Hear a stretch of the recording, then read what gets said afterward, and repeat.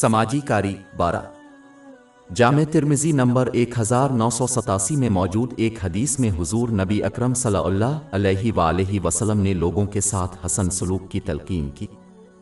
یہ بہت ضروری ہے کیونکہ حسن کردار قیامت کے ترازو میں سب سے بھاری چیز ہوگی۔ اس کی تصدیق جامع ترمذی نمبر 2003 میں موجود ایک حدیث سے ہوتی ہے۔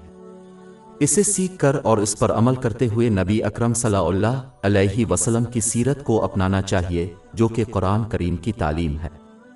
اس کے ذریعے کوئی ان کی منفی خصوصیات کو اچھی خصوصیات سے بدل دے گا۔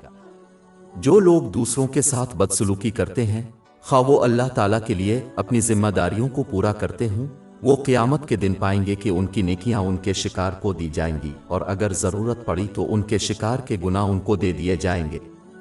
یہ ان کو جہنم میں پھینکنے کا سبب بن سکتا ہے۔